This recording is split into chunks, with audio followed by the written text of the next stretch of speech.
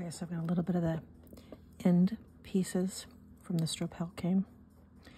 I'm going to cut off a couple little slices. Each piece. Hopefully I can get some fairly even ones and straight ones. And I'm just going to experiment a little bit here. Let's see what we get.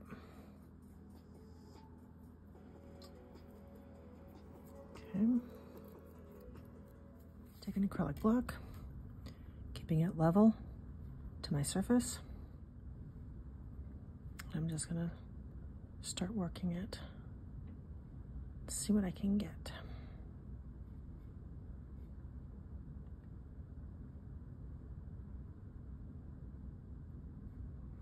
Spiraling it out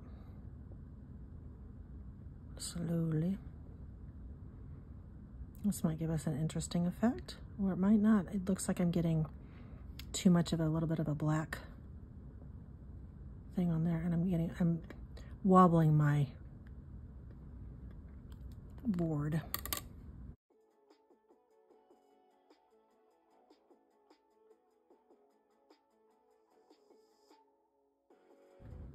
There we go. That's better.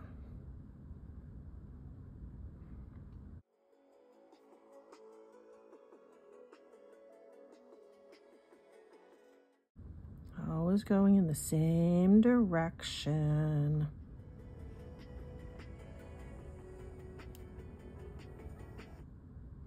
I'm hoping this gives us a really fun, interesting swirl of colors.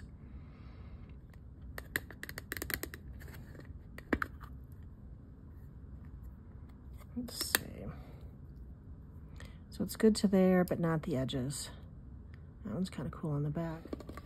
This time, we're going to narrow this. Make it a little skinnier.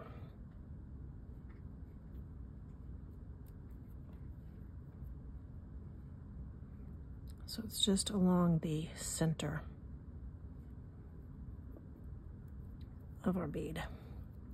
Then those colors should pull up. In theory. Let's see if I can keep it more level this time.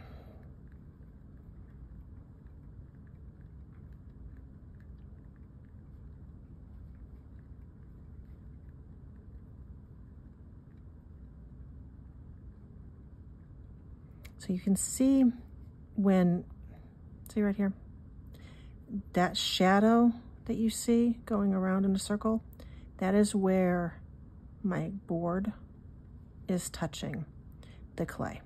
And the same thing is happening on the underside of the clay with the glass table. And each time you go around, it applies just a little bit of pressure, and that's what's bringing your clay around and around and around and up and creating that fun spiraling effect.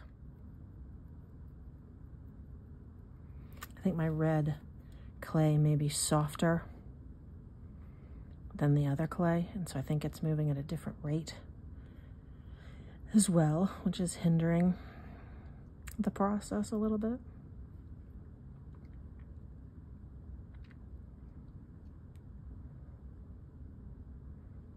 But I just know with all of those cool colors that we've got in those Stroppel canes, to be able to bring it up into a lentil bead would be so pretty. There we go. Now we're getting it. Come on. Keep going. Can you see it now?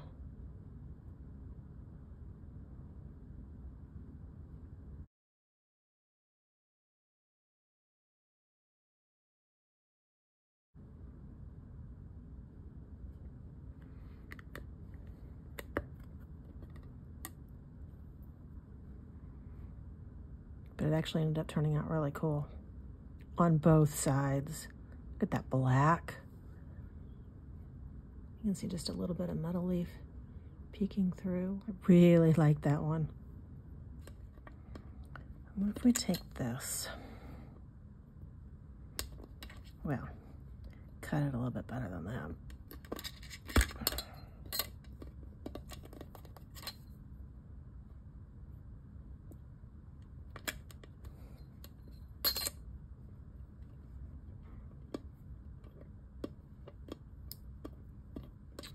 And roll it.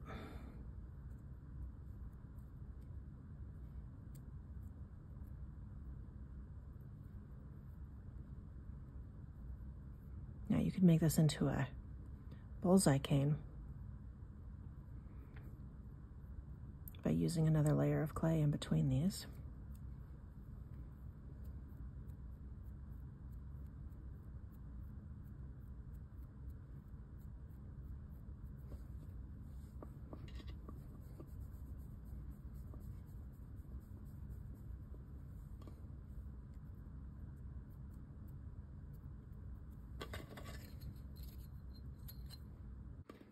Let's see, just out of curiosity, I wonder what would happen if we took 2 of them.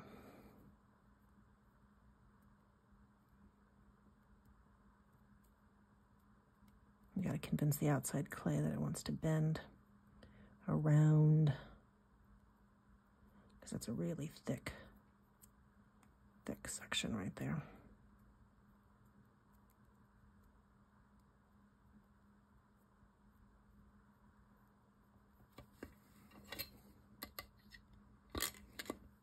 Oops.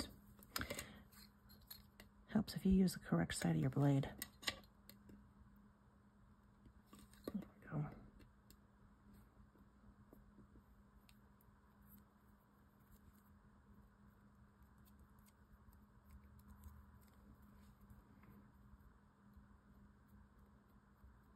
Gently pinch 2 fingers. So you can get it just a little bit wider, so you've got enough that you can work with. Roll it on your board.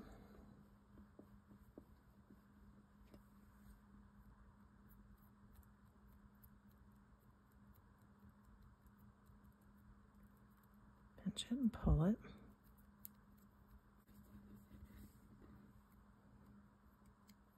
The only time that it's okay to pinch something, right?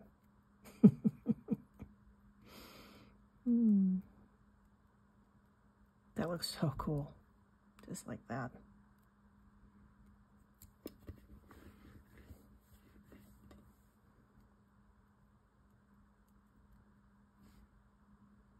That might make an interesting, if you cut off the ends, cleaned it up, an interesting pendant.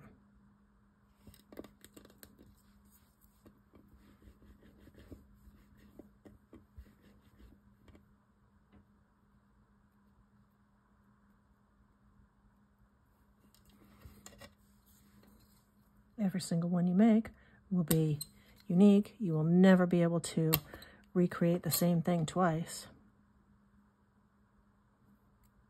So you just take a little eye screw and put it in here.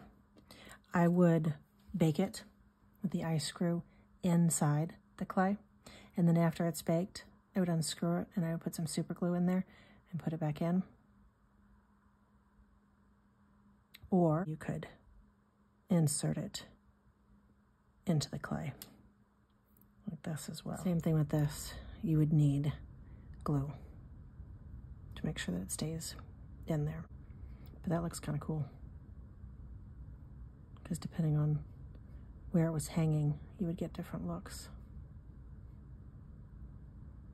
I don't quite like that side as much, but I do like that. Okay, so I'm going to pull this back out just a little bit. I'm going to trim some of this black off. There's just a little bit too much. Okay, so I've got just a little bit of scrap clay here, and I'm going to mush it down.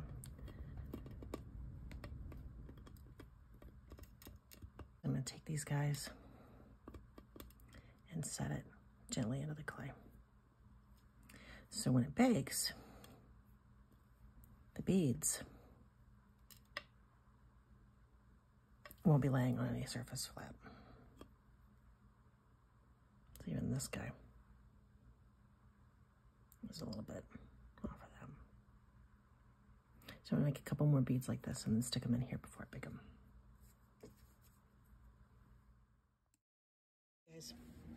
So I got some bead stuff out, and I have just some eye pins here that have the circle on the end. See that? Okay. And these are necklaces that I have repurposed. I got them at a local thrift store, and I have already started to take this one apart. As you see, these are just the sections that remain. And then these guys, the reason why I like this is because it already had the beads strung. And my thought was that maybe I could use these as sections for necklace.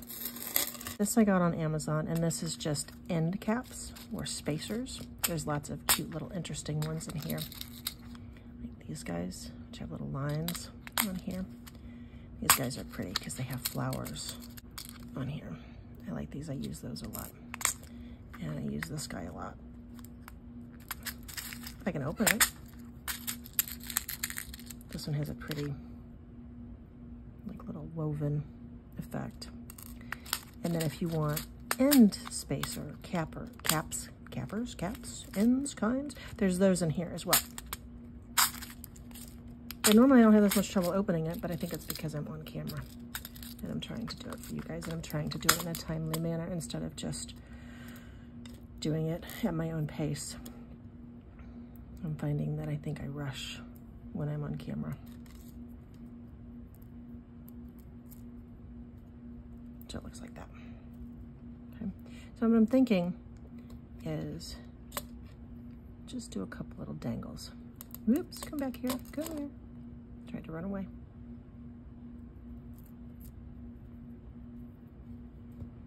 Like that. And then maybe do some that have some little dangles, or this one is a connector piece. This one has, okay. So these guys, I did some more. I cut the first lentil and made it smaller. And my original thought was that I was going to hang the lentil with one of these guys like that, but I don't think that's going to work. Although I love that lentil. I love how it turned out. The other one that I made that I said looked like the... As you know, in a recent video, I played with some lentil beads. And one of my viewers asked me to show you what to do with them, how to use them. So I'm just gonna pick one out. Now, you can take a bead and you can always lay them like this. Okay. And this is why I made some of these beads, so that it would give you an idea of what a bead next to it might look like. You can do multiple beads. I'm going to take a little connector, or like this. Then just do something simple for you guys, something easy. I got these at Hobby Lobby, and they were in the jewelry aisle, the bead aisle, but the best part about it for me is that they were on the end, the clearance. You know, that little end cap thing? Yeah, they were down there. So decide where you want it to be, which part you want to be your top. I think I kind of like it like that. Find your center. I have not resined this bead. I am just showing you the idea. Okay.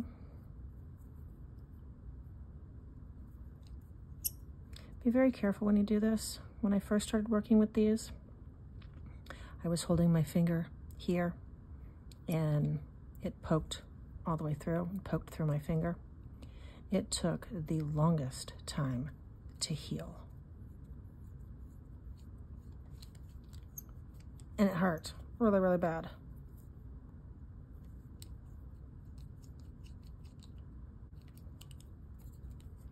So just go both directions, making sure your little channel is clear, and I can still see a little piece sitting in there.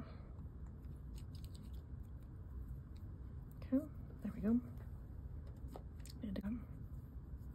So open your jump ring.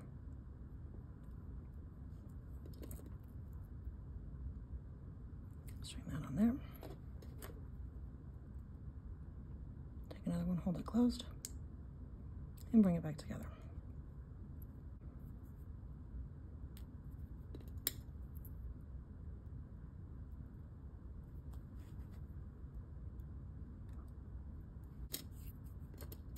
There's a little bird again. It looks like a bird's beak and an eye and a feather going down to me and the wings, maybe like a phoenix or something.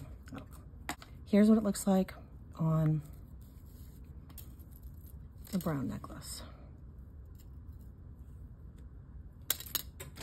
On a cream colored necklace. And the cool thing about doing it this way is if you really wanted to, you could wear it double-sided.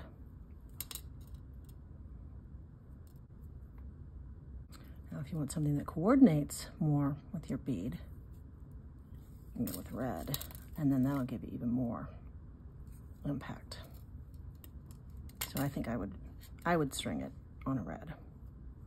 Possibilities really are endless, but this one's for you, Allison. Just a quick, short little idea of something that you can do. The lentil bead that I made that looks like the phoenix, I added a little gold piece to, and my daughter took that one. Where I am at this point. And although I like it, it's just not quite working. And the reason it's not working for me is this right here is too symmetrical, where it's hanging in the same position. So when you would go to wear it, and these would be dangling together in different positions. So it needs just a little bit more adjusting. So I'm gonna open this jump ring back up, take this guy off.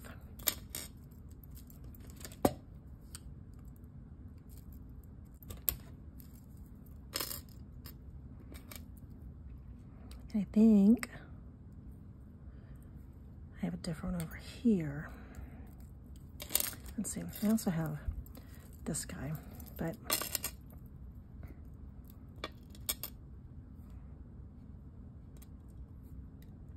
well, it just doesn't do much for me. It's kind of lost. So those two are failures. And this guy I just have like that. But it doesn't really do much for me either because it's just bleh.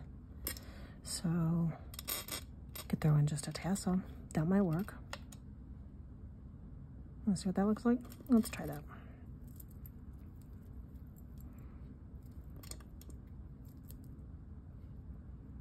Sometimes I overthink things. Sometimes I make things harder than they have to be. I think I like that better. Gives me 3 different levels of height.